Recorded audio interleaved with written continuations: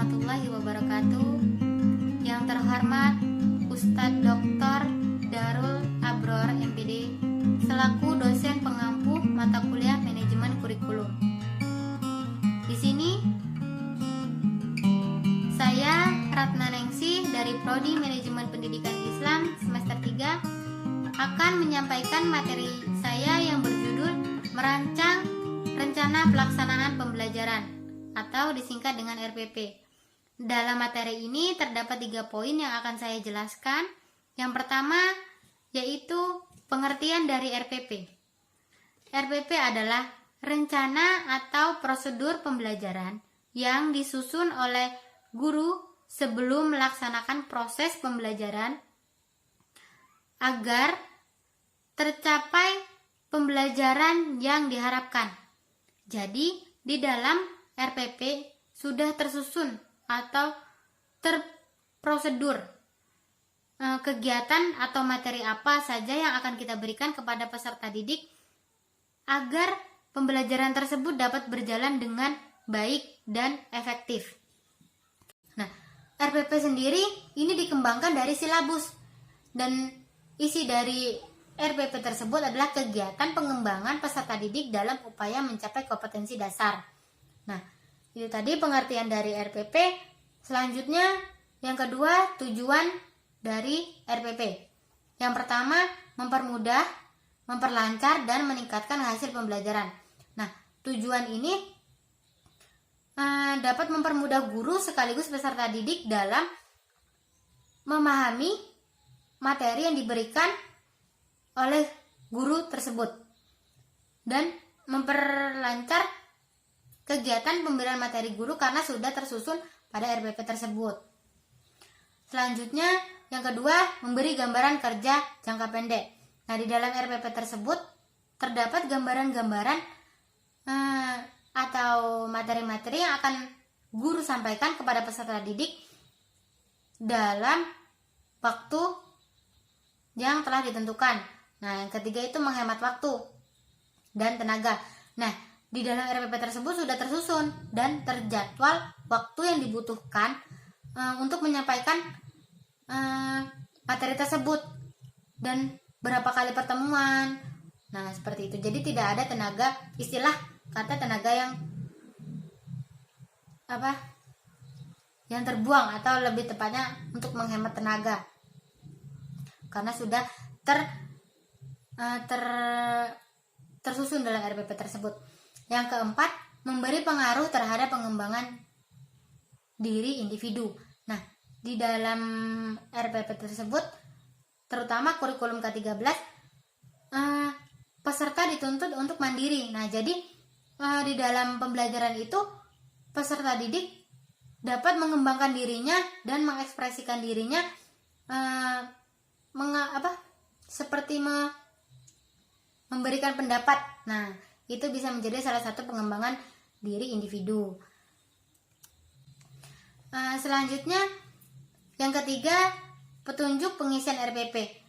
Petunjuk pengisian RPP ini terdapat 9 petunjuk. Nah, yang pertama itu satuan pendidikan. Satuan pendidikan ini berisi nama sekolah tersebut. Nah, selanjutnya ada mata pelajaran yang akan disajikan. Lalu ada kelas dan semester. Selanjutnya ada tahun ajaran yang sedang berlangsung. Nah, dan terakhir itu ada alokasi waktu. Nah, yang kedua itu kompetensi inti. Kompetensi inti adalah kemampuan untuk mencapai standar kompetensi lulusan yang harus dimiliki peserta didik, yaitu seperti sikap, pengetahuan, keterampilan yang disesuaikan dengan kelas tersebut. Nah, yang ketiga itu kompetensi dasar dan indikator. Kompetensi dasar ini adalah sejumlah kemampuan yang harus dikuasai peserta didik dalam mata pelajaran tertentu sebagai rujukan indikator atau pengukuran kemampuan peserta didik tersebut. Yang keempat yaitu tujuan pembelajaran. Nah, tujuan pembelajaran ini menggambarkan proses dan hasil belajar yang diharapkan dapat dicapai oleh peserta didik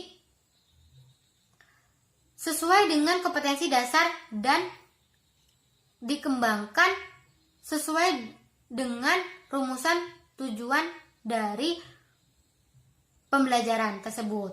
Nah, selanjutnya yang kelima itu ada kegiatan pembelajaran. Nah, kegiatan pembelajaran ini dibagi menjadi 3 kegiatan. Yang pertama itu ada kegiatan pendahuluan atau awalan. Yang ini, kegiatan ini guru menyiapkan peserta didik agar peserta didik tersebut pada saat pemberian materi dia dapat fokus dan aktif dalam kelas tersebut.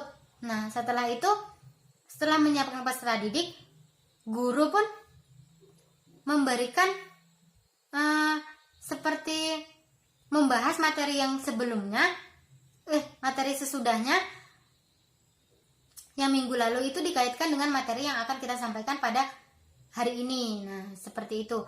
Yang selanjutnya itu menjelaskan tujuan kompetensi dasar. Nah, yang ketiga itu kegiatan inti. Nah, kegiatan inti ini guru hanya mengarahkan peserta didik untuk memahami materi tersebut. Lalu setelah itu berikan sesi tanya.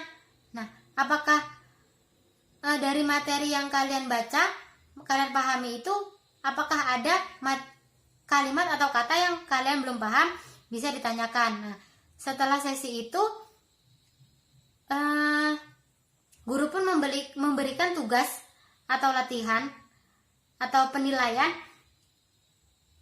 kepada peserta didik agar menguji materi yang telah dia pahami tadi, apakah benar-benar mereka pahami atau belum. Nah, selanjutnya penutup. Nah, kegiatan penutup ini adalah kegiatan yang mengakhiri dari kegiatan pembelajaran. Nah, guru menyampaikan rangkuman atau kesimpulan dari materi pada hari tersebut. Selanjutnya sumber, alat, dan media pembelajaran. Nah, sumber ini dapat berupa dari buku, media cetak lainnya, atau media elektronik yang biasanya lebih sering kita gunakan pada saat ini, yaitu media elektronik untuk mencari materi-materi yang kita butuhkan. Selanjutnya alat dan media pembelajaran. Alat dan media pembelajaran ini yang digunakan pada proses pembelajaran di setiap rancangan pembelajaran. Nah, contohnya media yang kita gunakan seperti laptop, proyektor, dan lain sebagainya. Alatnya seperti fasilitas yang ada di dalam kelas tersebut. Yang ketujuh yaitu materi pembelajaran. Materi pembelajaran ini berisi tema, subtema, jenis teks yang berupa rincian atau urutan atau pelaksanaan materi yang akan diberikan. Nah, selanjutnya yang kedelapan, metode pembelajaran. Metode pembelajaran ini bisa kita tulis beberapa metode. Misalnya kita menggunakan metode pembelajaran seperti pengamatan, lalu sesi tanya, lalu ada penugasan. Nah, itu metodenya. Selanjutnya yang ke-9 itu penilaian pembelajaran. Penilaian pembelajaran ini dilakukan oleh guru terhadap hasil pembelajaran untuk mengukur tingkat pencapaian kompetensi peserta didik tersebut. Nah, penilaian ini dapat berupa tes tertulis dan lisan. Dan di dalam kegiatan penilaian ini juga terdapat kegiatan pengayaan, remedi, dan lain sebagainya. Baik, itu tadi presentasi dari materi saya. Jika ada kekurangan saya mohon maaf. Saya akhiri.